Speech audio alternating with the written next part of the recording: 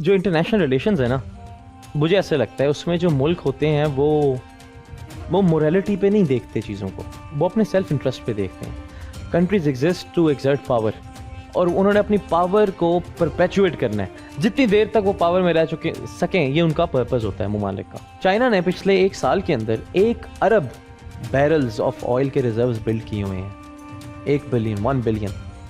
तो अगर उनको ईरान से तेल अगले 600 दिन भी नहीं आएगा ना, 2 साल, चाइना वाज ओके। एक चीज़ जो मैं कहता हूँ यंगस्टर्स को करनी चाहिए, वेरी इंपॉर्टेंट, और यहाँ हमारे मुल्क में उसको ज़रा उतना देखा नहीं जाता प्रॉपरली, वो है इन्वेस्टमेंट। इन्वेस्टमेंट करते हैं लोग, लेकिन बड़े शॉर्ट टर्म, जो गैम्बलिंग टाइप सी बन जाती है। स्किल्स ज़रूर सीखें। आप भी जिस तरह चला रहे हैं इदारा, मैं भी एक बिज़नेस अगर रन कर रहा हूँ, तो ये चीज़ मैं बड़ी देखता हूँ कि लोग कहते हैं जॉब्स नहीं, जॉब्स हैं लेकिन लोगों को काम नहीं आता। ये मैं आपको बड़ा स्ट्रेट फॉरवर्ड कह रहा हूँ। आपको पता है कि जो ये ब्लॉकचेन टेक्नोलॉजी है, एंड विद इन दैट ये बिटकॉइन या क्रिप्टो करेंसी है, ये अभी भी 80% से ज़्यादा कॉन्ट्राबैंड, लाइक बैंड चीज़ों के लिए यूज़ होती है। तो आई डोंट थिंक इसका तो फ्यूचर है। पहली चीज़ वेरी स्ट्रेट फॉरवर्ड, यूएस इस वक्त the largest producer of oil and gas है दुनिया में, सऊदी अरब से भी ज़्यादा, रशिया से भी ज़्यादा। अच्छा, हमारे लिए उन्होंने कहा है कि हमारे पास रिजर्व निकले हैं 9 बिलियन बैरल्स के या कितने। ये स्टडीज़ हैं, वो स्टडीज़ चेंज होती रहती हैं। प्रूवन रिजर्व जो है हमारे पास वो 350 मिलियन बैरल्स हैं, और अभी के करंट रेट ऑफ प्रोडक्शन पे अगले 3 से 4 साल में हमारे रिजर्व्स खत्म हो जाएंगे। एक स्टडी के मुताबिक ये SCCP की थी कि जो फॉरेन फर्म्स पाकिस्तान में ऑपरेट कर रही हैं, फॉरेन फर्म्स पाकिस्तानी एम्प्लॉयज़ के साथ, वो मेरे ख्याल से 40% ज़्यादा प्रोडक्टिव है हमारी फर्म से। आपको पता है पाकिस्तान की स्टॉक मार्केट की डेप्थ कितनी है? डेप्थ से मतलब है कितने लोगों के स्टॉक मार्केट में अकाउंट है। इसको आप पढ़ें कभी, आई थिंक 2 या 3 लाख लोगों के। हमारी पॉपुलेशन कितनी है और हमारे अकाउंट कितने हैं? आपने जाके ईरान का भी देखना, ईरान की स्टॉक मार्केट की डेप्थ कितनी है। I think 40% of the people have accounts in stock market. उम्मीद है हमारी ऑडियंस के लिए ये काफ़ी फ्रूटफुल साबित होंगे। तो अब हम हाउस को ओपन करते हैं और आपके क्वेश्चंस जो हैं हम वेलकम करते हैं। अगर आप किसी किस्म के क्वेश्चंस या डिबेट या कोई क्रिटिकल थॉट शेयर करना चाहते हैं तो प्लीज़ एनीबॉडी। अस्सलाम वालेकुम। जी वालेकुम सलाम। अच्छा, मेरा आपसे क्वेश्चन ये है कि दुनिया, आपने कहा कि ये जो 2021-22 की तारीख है, जब दुनिया बदल जाएगी, वर्ल्ड ऑर्डर चेंज हो जाएगा, तो इसको as a turning point history में लिखा जाएगा कि यहाँ से स्टार्टअप हुआ। मुझे एक बात समझ नहीं आती कि चाइना इस वक्त 4 मिलिट्री बेसिस सारी दुनिया में, उसके US के 800 मिलिट्री बेसिस, और इतना कुछ हो गया चाइनीज़ एलाइज के साथ, ईरान के साथ पिटाई कर दी, कभी लेबनान के ऊपर है, हिजबुल्ला है, हमास है, रिसेंटली कतर, और वी वर वेरी एक्सपेक्टिंग के कुछ करो लाइक दिस। आपने कहा ना जज्बाती होके, बहुत सारे लोग जज्बाती होके रशिया कर रहे हैं जी, चाइना कर रहा है, लेकिन इन रियलिटी वो डिप्लोमेटिक सपोर्ट के अलावा कुछ नहीं कर रहे। वाइल US से जो UK अपने जो बहरी जहाज़ हैं वो हाइफा और डिफरेंट पोर्ट्स पे उसने लगाए हुए हैं, और अर्दन के अंदर, जॉर्डन के अंदर जो है वो पैट्रियट है, डेविड स्लिंग है, आयरन डोम है, क्या क्या लेयर्स लगा दी हैं। हम क्या करें? और किस तरह से चाइना जो है ये वर्ल्ड ऑर्डर चेंज करेगा? क्या होगा? किस तरह से आपको लगता है? आप कह रहे हैं कि चाइना नहीं कर रहा, लेकिन आखिर इस चीज़ को रोका जाएगा कैसे? वर्ल्ड ऑर्डर किस तरह से चेंज होगा? देखिए, बड़ा इंटरेस्टिंग बात है। जो इंटरनेशनल रिलेशंस है ना, मुझे ऐसे लगता है उसमें जो मुल्क होते हैं वो मोरालिटी पे नहीं देखते चीज़ों को, वो अपने सेल्फ इंटरेस्ट पे देखते हैं। Countries exist to exert power, और उन्होंने अपनी पावर को परपेचुएट करना है। जितनी देर तक वो पावर में रह सकें, ये उनका पर्पस होता है मुमालिक का। रियलिस्ट स्कूल ऑफ थॉट है। चाइना का जो उन सब के अंदर जो ईरान के साथ चल रहा था ना, जो इशू, सबसे बड़ा चाइना को थ्रेट ये था। मैं आपको पहले कहा मोरालिटी पे चाइना अगर आप एक्सपेक्ट करें, वो नहीं आएगा, बचाने नहीं आएगा। इतने और इश्यूज हैं जिसके ऊपर कितने और ममालिक को बोलना चाहिए, बट वो नहीं आते, क्योंकि मैंने आपको बताया no one is a saint in international relations. China का मेन इशू था ईरान के थ्रू आने वाला तेल। ठीक है, ईरान 90% अपनी ऑयल की एक्सपोर्ट्स जो है वो चाइना को भेजता है, जबकि चाइना 15 से 16% अपनी ऑयल की इंपोर्ट्स ईरान से लेता है, क्योंकि उनके और भी रिसोर्सेज हैं। तो अगर हम उसकी हिस्ट्री देखें, मैंने इस पर लिखा भी था, चाइना अगर इंटरवीन करता तो एक पॉइंट पे करता कि अगर वो ईरान स्ट्रेट ऑफ हरमूज बंद कर दे, अपनाए हरमूज को, तो फिर चाइना के लिए मसला होता। बट चाइना ने पिछले 1 साल के अंदर 1 अरब बैरल्स ऑफ ऑयल के रिजर्व्स बिल्ड किए हुए हैं, 1 बिलियन 1 बिलियन। तो अगर उनको ईरान से तेल अगले 600 दिन भी नहीं आएगा ना, 2 साल, तो China was okay, hence China did do anything. दूसरी चीज हमें कहना चाहिए, मिडिल ईस्टर्न एक्टर्स ने क्यों नहीं कुछ किया, सऊदी अरब, इवन चाइना ने भी। देखो आप पॉलिसी को देखेंगे ना, दोनों एंड से देखेंगे, क्या पता चाइना और दूसरे एक्टर्स भी ये ना चाहते हो कि यार ईरान यूरेनियम इनरिच करे और एक वो न्यूक्लियर एक्टर बन जाए, क्योंकि ये बताया गया या हो कहते हैं कि वो एक अनस्टेबल कंट्री है। तो क्या पता वो उनके अपने लिए मसला हो जाएगा, वो उसके पावर के उसके अंदर आ जाएंगे, रीच के अंदर आ जाएंगे। तो उन्होंने पूरा लॉन्ग टर्म देखना होता है। तीसरी बात ये कि चाइना इसको कैसे तोड़ेगा या करेगा।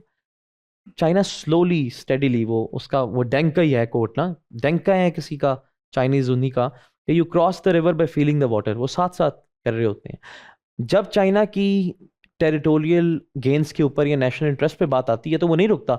साउथ चाइना सी में देख लें, चाइना ने बना लिए अपने आइलैंड्स।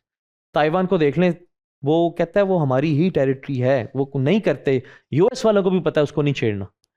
तो no country I believe unfortunately is going to help any other country, जबकि पता कि गलत है। बट रशिया को देखो आप, रशिया के प्रेसिडेंट पुतिन से किसी ने पूछा ये डायरेक्ट, कहते हैं क्या ये बात कि हमने वहाँ से अपने पर्सनल नहीं निकाले, वहाँ के लोग काम कर रहे हैं ना रशियंस काफ़ी ज़्यादा, या हमने अपने डिप्लोमेट्स को नहीं निकाला, ये हमारी इनडायरेक्ट सपोर्ट है। जब उन्होंने कहा कि हम खमीनी को विल टारगेट, तो उसके स्पोक्स पर्सन ने कहा कि भाई this will be a very very very concerning development for Russia. तो ये इनडायरेक्ट थोड़ा थोड़ा वो लोग बताते थे सपोर्ट के, यार ये रेड लाइंस है, बट अदरवाइज इसी अच्छा, तरह है। एक छोटा सा क्वेश्चन हो रहा है कि जिस तरह से यूएस अलाउ कर रहा है इसराइल को कि वो यहाँ भी हिट करे वहाँ भी हिट करे, मतलब कि इस साल में 7 मुल्कों को हिट कर दिया, जी अरब कंट्रीज़ हैं। जी ट्यूनिस को अभी रिसेंटली वहाँ की डोमेन में भी ड्रोन जो है वो अटैक किया। ब्रेटन वुड कॉन्फ्रेंस के बाद एक जो आपने भी उसका हवाला दिया, एक इस्टेब्लिश हुई चीज़ कि यूएस ने भी खुद इसको इस्टेब्लिश किया कि हर किसी कंट्री की सोवरेनिटी का जो है वो ख्याल रखा जाएगा। जी आई एम फीलिंग दिस कि जिस तरह से यूएस इसराइल को ये रूल तोड़ने की इजाज़त दे रहा है, ये ऐसा लग रहा है कि यूएस को ये लग रहा है, ये फीलिंग आना शुरू हो गया कि ये ऑर्डर अब कमज़ोर हो रहा है, टूट रहा है, तुम्हें करना है जो कुछ कर लो। देखें, हाँ पार्शली एग्री। पहली चीज़ तो ये है कि आपको पता होना चाहिए, अब जो पिछले इससे 2-3 साल पहले से जो इवेंट्स चल रहे हैं, तो इसे बोलते हैं इंटरनेशनल रूल्स बेस्ड ऑर्डर, वो नॉन एग्जिस्टेंट। आपको लगता है एग्जिस्ट करता है? नहीं करता। अब 2014 की वो जो रशिया में वो क्या उन्होंने जो पोर्ट लिया था, यूक्रेन का पोर्ट एनेक्स किया था, उधर से शुरू हो जाए, क्राइमिया उधर से शुरू हो जाए और अभी तक आए। तो international rule based order I don't think exist. ये भी एक बड़ी मिथ सी है कि हम बड़े अब सिविलाइज हो गए हैं कंट्रीज और ये हो गए हैं, वो that theory is absolutely correct कि वॉर पीस कुछ नहीं होता, it's only the time difference between the next war. एक जंग होती है, फिर अगली जंग के दरमियान जो थोड़ा सा टाइम होता है वो पीस है। क्योंकि मैंने आपको बताया कंट्रीज तो एग्जिस्ट ही पावर के लिए करती हैं, और ये जो इसराइल को इन्होंने एक इम्प्यूनिटीज दी हुई है, लेकिन जिस पे अब एक कॉन्फ्रेंस अभी इमरजेंसी उन्होंने समिट मंगवाई, और आई थिंक कि अब इन्होंने ये ओवर स्टेप कर दिए। अब ऐसे नहीं हो सकता कि वो सबको बुली करते रहें और ये कतर और सऊदी अरब वगैरह बुली होते रहें। वो एक बंदा, एक कंट्री होती है ना अपने खुद ही कुल्हाड़ी मारती, तो आई थिंक अब उन्होंने ओवर स्टेप किया इस पे। बाकी ये अलाउ करना ना करना, वो अलाउ करे ना करे, internationally I don't think there is an organisation, UN जो है क्या कर रही है? बिल्कुल कुछ भी नहीं है, no spine, nothing at all. तो मैं इसको बहुत पहले समझ चुका हूँ इस बात को कि इंटरनेशनल रूल बेस्ड ऑर्डर है ही नहीं। तो अगर है ही नहीं रूल्स बेस्ड ऑर्डर, तो फिर तो एक्सपेक्टेशन यही होनी चाहिए, और यही चल रही है हमारी। अनफॉर्चुनेट है, बहुत ज़्यादा अनफॉर्चुनेट है ये। और इसमें I think middle eastern countries को बहुत ज़्यादा रोल प्ले करना चाहिए, बट यू हैव सीन कि उसी दौरान उसको 1-1 खरब डॉलर की इन्वेस्टमेंट भी दी गई हैं। So which brings me back to my previous point once again, कि कंट्रीज आर सेल्फिश और कोई मोरालिटी के ऊपर नहीं करता। और इंटरनेशनल रिलेशंस की रियलिटी ये है, चाहे आपको अच्छी लगे या ना लगे। मैं ये पूछना चाह रहा था कि जिस तरह से अब ये कंट्रीज़ के आपस के अफेयर्स हैं, और चाइना के अपने इंटरेस्ट्स हैं, यूएस के अपने इंटरेस्ट्स हैं, और एक ग्लोबल जो इकोनॉमिक शिफ्ट इनकी वजह से आता है कि चाइना ने कुछ काम ऐसे किए हैं, यूएस ने कुछ काम ऐसे किए हैं बाकी ममालिक के साथ मिलकर, तो उसका पाकिस्तान के ऊपर एज ए कंट्री तो एक इफ़ेक्ट आता है, और उसको आप लोगों ने बहुत इनलाइटन भी किया हम लोगों को उस सारे सिनेरियो पे। लेकिन मैं एक इकोनॉमिक्स का तालिब इल्म नहीं हूँ, मैं उन टर्मिनोलॉजीज़ को उतना नहीं जानता, तो there was very less content which was directly relevant to me being an individual living in Pakistan. तो ये जो सारी की सारा सिनेरियो क्रिएट होता है, ये तो कंट्रीज़ के आपस के मामलात हैं, उसकी वजह से जो इंडिविजुअल के ऊपर एक ट्रिकल डाउन इफेक्ट आता है। तो इसमें अगर इंडिविजुअल ऑफ पाकिस्तान अगर हम किसी को लें तो उसका तो किसी तौर कोई रोल उस चीज़ में नज़र नहीं आता। ये तो अरबाब इख्तियार के चंद फैसले हैं जो हमें भुगतने पड़ते हैं। This is a very interesting question. Yes, अगर हमारा उसमें कोई रोल है तो हम अपने आप को बेहतर करने में क्या कर सकते हैं। मैं इंटरनेशनल बिजनेस लॉ का तालिब इल्म हूँ, जी, बेशुमार चीज़ें हम इस तरह की पढ़ते हैं, कई टर्मिनोलॉजीज़ हैं। तो जब दोस्तों से गुफ्तगू हो रही होती है, I have nothing relevant to them, कि मैं उनके सामने क्या रखूं उसमें से कि जिसकी वजह से उनकी ज़िंदगी बेहतर हो जाए। मैं बोलूँगा भाई एक आप अपनी फैक्ट्री लगाएं, ट्रेड करें, ट्रेड में कोई इशू आता है तो वर्ल्ड ट्रेड ऑर्गेनाइजेशन के साथ जो मामला होंगे I can help with that. बिल्कुल ठीक है। तो इंडिविजुअल वहाँ पे क्या करें? आई थिंक ये देखें, सबसे पहले तो हमारे ऊपर इम्पैक्ट होता क्या ये देखना चाहिए ना हमारे इंडिविजुअल पे इन चीज़ों का। जब भी ये जियोपॉलिटिकल कन्फ्लिक्ट्स आते हैं उसका इम्पैक्ट पाकिस्तान जैसे ममालिक पे, क्योंकि हम इम्पोर्ट करते हैं चीज़ें, ये होता है कि कमोडिटीज़ की कीमत बढ़ जाती है। तो आप एक्सपेक्ट कर सकते हैं फ़ौरन कि यहाँ महंगाई बढ़ेगी, जो कि हो रहा है। ट्रंप के आने से लोग कहते थे बड़े हालात अच्छे होंगे, I was of the view कि नहीं होंगे, क्योंकि ये ज़्यादा होगा कन्फ्लिक्ट्स की वजह से महंगाई बढ़ेगी। और हमारे पास ये होता है, अब इनके अपने आप को आप इंसुलेट टोटली नहीं कर सकते, क्योंकि आप दुनिया में रहते हैं, इसमें आपको उसके इम्पैक्ट्स करने पड़ेंगे। एक चीज़ जो मैं कहता हूँ यंगस्टर्स को करनी चाहिए, वेरी इंपॉर्टेंट, और यहाँ हमारे मुल्क में उसको ज़रा उस तरह देखा नहीं जाता प्रॉपरली, वो है इन्वेस्टमेंट करते हैं लोग, लेकिन बड़े शॉर्ट टर्म, जो गैम्बलिंग टाइप सी बन जाती है कि आज करें कल पैसे जल्दी के अंदर क्विक। आपने कहा ना इन चीज़ों से हम इंसुलेट कैसे करें। इम्पैक्ट क्या है इन सब हालात की वजह से कि हमारी इकोनॉमिक हालात ख़राब हो रहे हैं, ठीक है। अब हम हर इंडिविजुअल को उनको इम्प्रूव करने के लिए कुछ ना कुछ करना चाहिए। अगर नौकरियां नहीं हैं, बाहर नहीं जा सकते, तो क्या करें। आई थिंक पहला चीज़ ये कि इन्वेस्टमेंट को, मैं लेकिन किसी से पूछा था लॉन्ग टर्म करें। अच्छा, मैंने पूछा लॉन्ग टर्म से क्या मुराद है, उसने कहा जी 1 साल।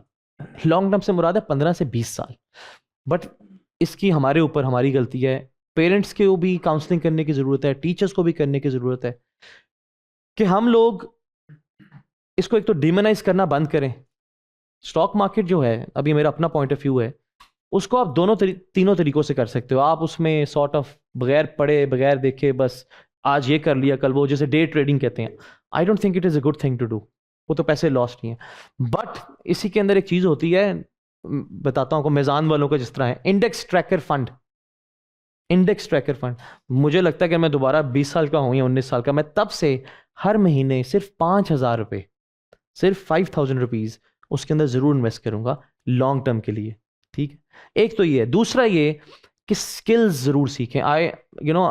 आप भी जिस तरह चला रहे हैं इदारा, मैं भी एक बिज़नेस अगर रन कर रहा हूँ, तो ये चीज़ मैं बड़ी देखता हूँ कि लोग कहते हैं जॉब्स नहीं, जॉब्स हैं लेकिन लोगों को काम नहीं आता। ये मैं आपको बड़ा स्ट्रेट फॉरवर्ड कह रहा हूँ। I am telling you, people don't know how to use Excel. Excel एक बड़ी बेसिक प्रोग्रामिंग चीज़ है ना, प्रोग्रामिंग कह रहा हूँ, एक एक्सेल बड़ी बेसिक स्किल है माइक्रोसॉफ्ट वर्ड की। पावर पॉइंट प्रेजेंटेशन बनानी नहीं आती अच्छी, तो मैं किस तरह जॉब पे रखूँ, ये मैं बेसिक बता रहा हूँ। दूसरा ये आपको पता होना चाहिए दुनिया में अब डेटा साइंस है, डेटा एनालिटिक्स है, किन किन तरफ चीज़ें जा रही हैं। आपका फ़र्ज़ है कि उनको सीखें, क्योंकि आप अपना सक्सेस का ब्लेम एक्सटर्नल हालात पे तो बार बार नहीं डाल सकते। अगर आप ऐसा करते हैं, पहली चीज़ मैंने कहा इन्वेस्टमेंट करनी चाहिए लॉन्ग टर्म के लिए, आपको अच्छा फाइनेंशियल उसका बेनिफिट होगा लॉन्गर रन में, क्योंकि टाइम तो गुजर जाता है। अगर आप कहीं 20 साल हैं तो 20 साल तो वैसे भी गुजर जाएंगे, ना करने से अच्छा कर लें। दूसरा, ये स्किल अगर अर्न करते हैं तो through the power of internet you can connect with the outer world. I know people earning $3,000 every month, ठीक है। 12 लाख रुपए आपको कहीं बड़ी फर्म में भी कम मिलते हैं, ठीक है। तो ये 2 चीज़ें ज़रूर करनी चाहिए। तीसरा ज़रूर एक और चीज़, आपको रीलोकेशन, ये तो हमारे रिलीजन में भी है, यू कैन ऑलवेज, अगर आपको लगता है कि आपकी अपनी स्किल इधर नहीं अप्रिशिएट हो रही, आपको अगर लगता है कि आप किसी और कंट्री जाके या किसी और कंपनी में जाके उधर ज़्यादा रेलेवेंट होंगे, उधर ज़्यादा अच्छा परफॉर्म करें, तो do relocate, look out for those opportunities and come back. ना शिफ्ट हो, बट ये भी नहीं कह सकते कि नहीं मैं कहूँ यार मैं तो ज़ाया हो जाऊँ इधर, ये भी गलत बात है। बट इसके लिए शुरू से आपको यूनिवर्सिटी में ग्रेजुएट होने से पहले से कुछ काम करने पड़ते हैं, वॉलंटियर वर्क, और ये वो बिल्कुल नहीं सिखाते। मेरे पास स्टूडेंट्स आते हैं काउंसलिंग के लिए, कहते हैं सर अब मैंने ग्रेजुएशन कर लिया, मुझे स्कॉलरशिप दे दें। आप तो ग्रेजुएशन कर ली, तो जो पिछले 4 सालों में आपने वॉलंटियर वर्क करना था, आपने लीडरशिप रोल्स करने थे, नेटवर्किंग करनी थी, वो तो की नहीं। अब मैं कैसे आपको स्कॉलरशिप कर दूं? स्कॉलरशिप मिलती है ना, पूरे साल आई होती हैं। तो आई थिंक ये 2 3 4 चीज़ें करें तो आप अपने आप को टोटली नहीं लेकिन काफ़ी हद तक इन शॉक्स से ये शॉक्स होते हैं ना एकदम से, बचा सकते हैं। आपके पास सेविंग्स होंगी, आपके पास एक स्किल होगी जिस पे आप फॉल बैक कर सकते हैं अगर खुदा ना खास्ता आपकी जॉब चली जाती है। और अगर आप फ्यूचर प्लान करें अपना कि कहाँ अपने आप को देखते हैं, अपनी प्रोफाइल को इम्प्रूव करें, मुझे ऐसे लगता है। ये तो आपने एक उसका प्रैक्टिकल जी एस्पेक्ट मेरे सामने जी रखा, मैं इसका एक थोड़ा थ्योरेटिकल एस्पेक्ट भी जानना चाह रहा था। जी जैसे there is a government servant in Pakistan having 2 lakh salary per month, जी और वो 2019 में 2 लाख में बहुत कुछ कर रहा है अपनी ज़िंदगी में। Now in 2025 that 2 lakh is equal to 20,000 of ऐसे ही है, 2015, अगर मैं ऐसे ही है। बहुत ज़्यादा उसको एहतियात से बोलूँ तो इसमें उस गवर्नमेंट सर्वेंट का उसके साथ जो हो गया है, तो उसमें उसका कोई इंडिविजुअल रोल है, या it is all about that economic shift which affected Pakistan and now that government servant is living his life in a different way? नहीं देखो, है ना, मैंने जो भी बात की है, अगर आपने आई थिंक एक्सक्यूजेस तो होते हैं, बट अपनी सक्सेस के लिए, अपनी सर्वाइवल के लिए आपको खुद ही करना पड़ता है ना। अगर आप उसमें एडिशनल स्ट्रीम ऑफ इनकम नहीं ऐड कर सके, अगर आप अपनी कोई एडिशनल स्किल नहीं सीख सके कि आप घर जाके 3 घंटे लगा के कुछ एक्स्ट्रा कमा सको, तो उसमें अपना रोल ऑफ कोर्स है। लेकिन अगर आप मेरे से पूछ रहे हैं कि वो इंडिविजुअल क्या कर सकता है इसके अलावा, तो कुछ नहीं कर सकता, क्योंकि इंटरनेशनल जो पावर्स हैं या इंटरनेशनल जो एक्टर्स हैं या जो इंटरनेशनल इंडिकेटर्स चल रहे हैं, उसमें तो आपकी कोई पावर नहीं है ना। पाकिस्तान अपनी बिजली इंपोर्टेड कोल और एलएनजी से बनाता है। अब बिजली तो महंगी होगी, आप कैसे सस्ती करेंगे? हाँ, आप इन्वेस्टमेंट करके सोलर लगवा सकते हैं। आप और इन्वेस्टमेंट करके हर साल, अभी से मैं आपको अभी बता रहा हूँ, जैसे अब सोलर पे भी अब गवर्नमेंट के इशू चल रहे हैं ना, अगर आप हर साल एक बैटरी ले लें, अगले 5 सालों में अपने घर में एक बड़ा बैटरी का सिस्टम इंप्लीमेंट कर दें, ताकि आपको ये स्टेप्स लेने पड़ सकते हैं। बाकी we don't have any power ना, वो तो उन गवर्नमेंट्स का, उन पॉलिसी मेकर्स का, उन इंस्टीट्यूशंस का ही रोल है। बट मैं कह रहा हूँ बजाय इसके कि सिर्फ उन्हीं का वेट करते रहें, अपने एंड पे ये चीज़ें कर लें इंश्योर करने के लिए अपने आप को। Next question.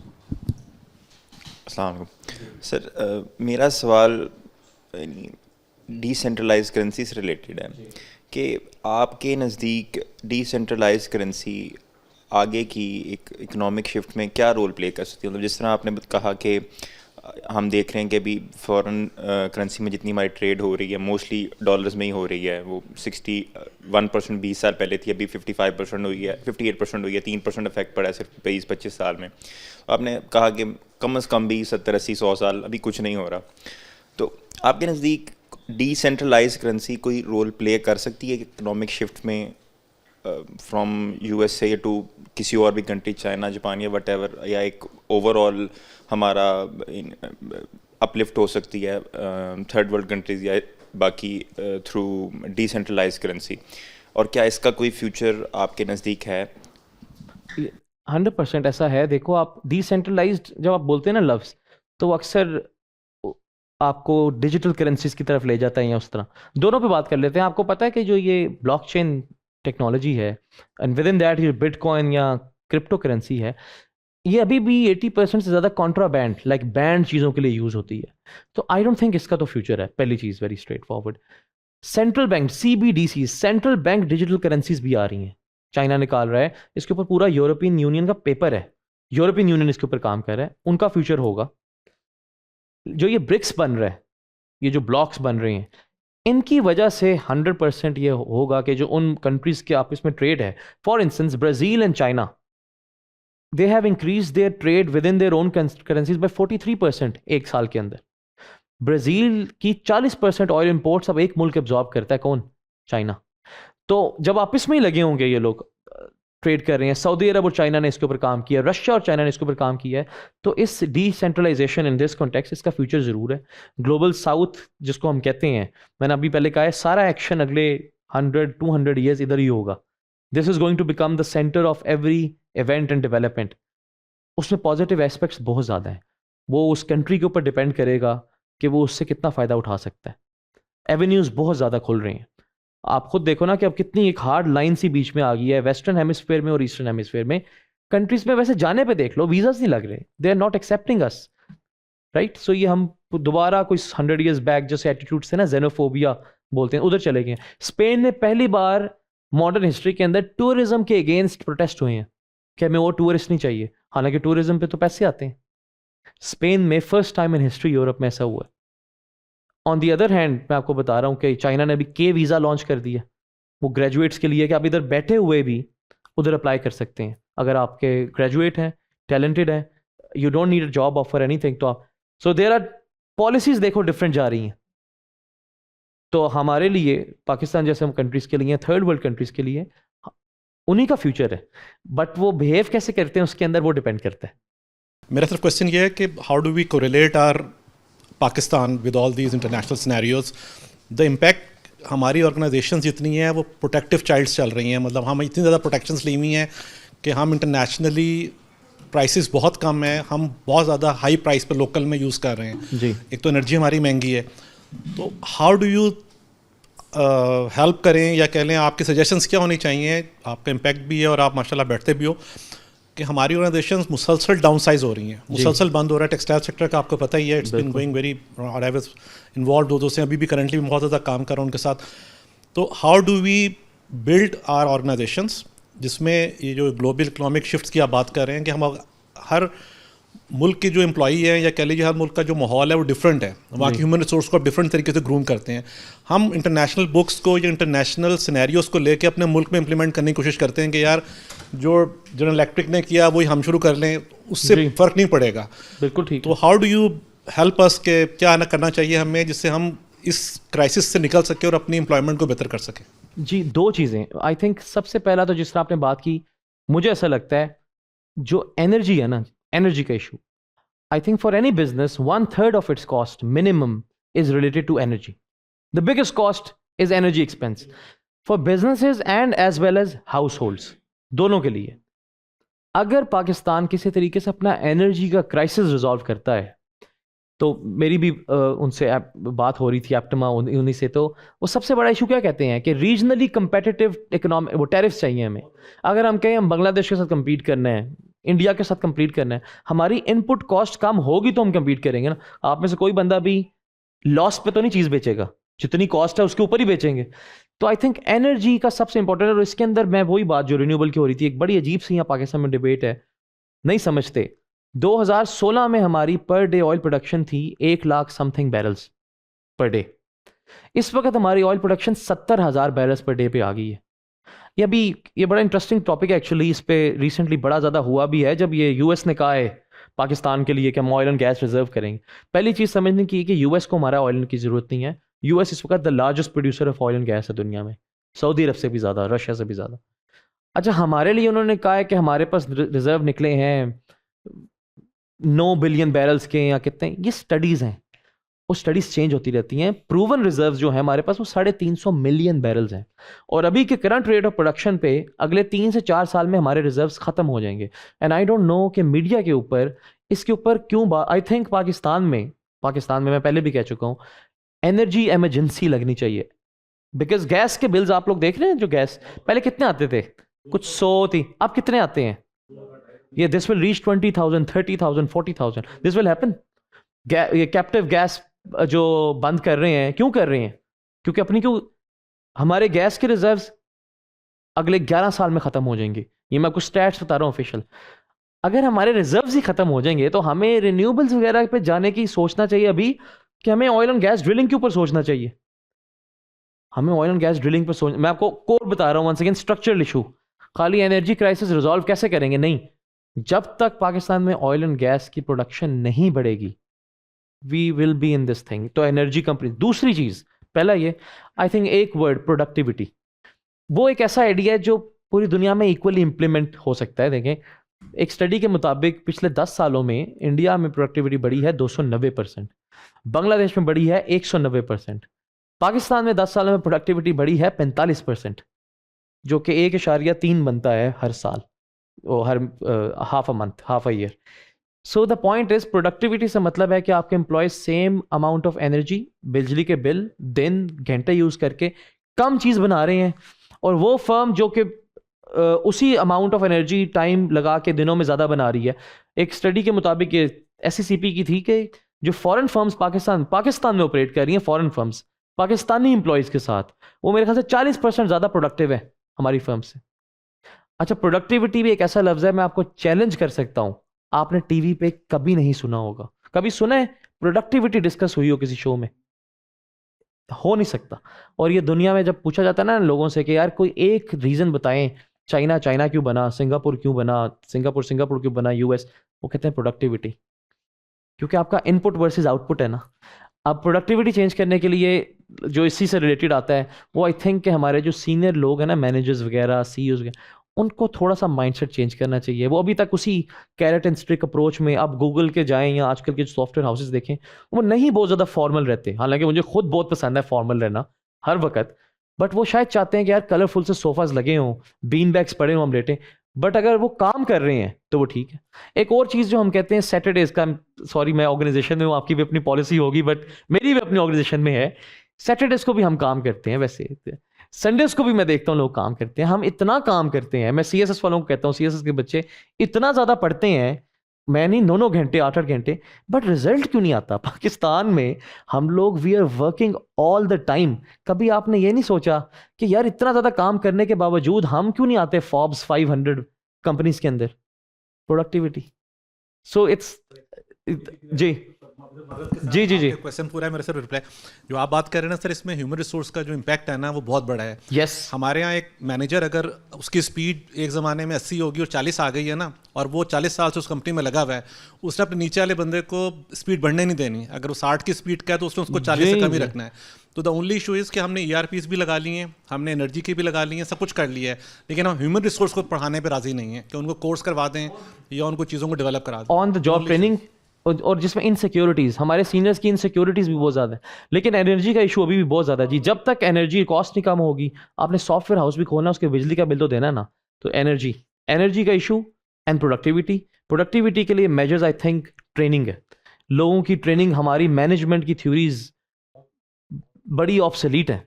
तो आई थिंक आजकल के ज़माने के साथ अगर चलेंगे तो वाई नॉट, हो जाएगा। अच्छा, हम देखते हैं, आपने अभी जिक्र किया था स्टॉक मार्केट का, तो मेरे दिमाग में अचानक से एक ख्याल आया कि US की स्टॉक मार्केट देखते हैं तो उसकी में भी मेरे ख्याल से, in my point of view, it's around about 2 or 3 trillion dollars, right. और जो अगर हम इंडिया की साइड देखें तो उनकी भी मार्केट काफ़ी बड़ी है।